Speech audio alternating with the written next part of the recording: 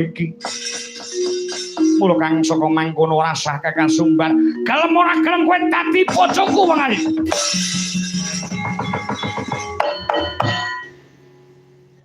Kowe wong wedok Krubyuk Kabutan Pinjung.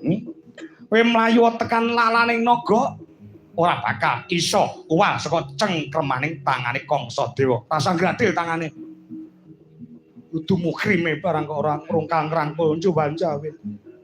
Wong ora tau mangan agama, ora ngerti kelawan tata susila, ora ngerti kelawan perintahing Gusti, ndi haram ndi halal kaya ngono kuwi. Jawa-jawe rumangsane. Tane picek. Poh. Aku mau pisui kaya ngono ki jian doemen lenduk ngono kuwi. Dipisui kaya wong ayu niku jan kaya digawe dhuwit 1 miliar rasane. Iya.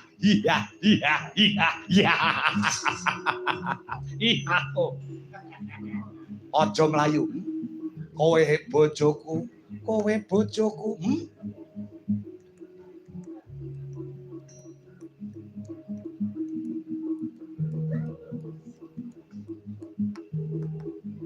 Lanang kaya ngono.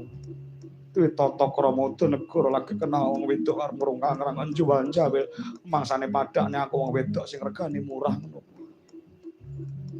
Awan lho, lek Kangsa Dewa sing mok goleki dhek arep ngrabi aku lho paten ana.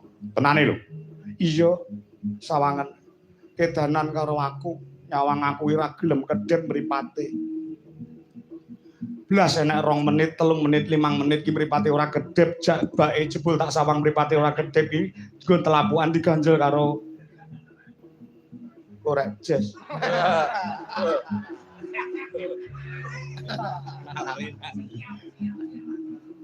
Kangsa Dewa, dhewe sumbar-sumbar dadi ratu. Wong asline sing duwe wenang negara Mandura kuwi aku karo penyan. Ya.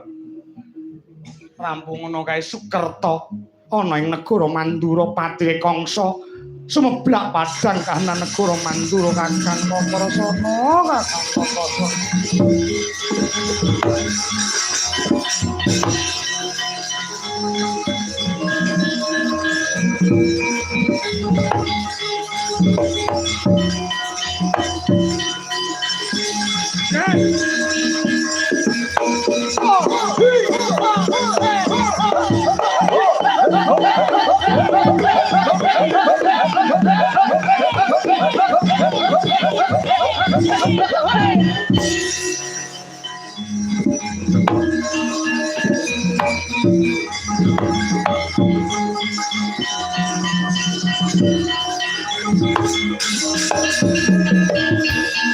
Sumangka hanggro sesumbaran windu ketara bumi gonceng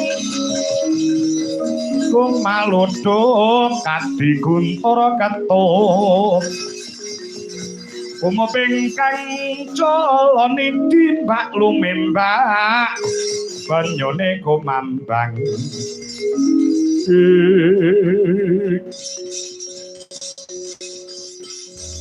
kulitmu jenengmu mesti Kakrasana. Ya. Kakrasana bocah pidor kandhang. Kowe Kangsa Dewa, ya pancen gramangku. Kowe iki mangsa glak wanci gawe geger tatanan negara Mandura. Aku nadanda bocah desa. Ora iso nugel gulumu jojol Kakrasana. Wah, pengin mutar saiki mangsa ora.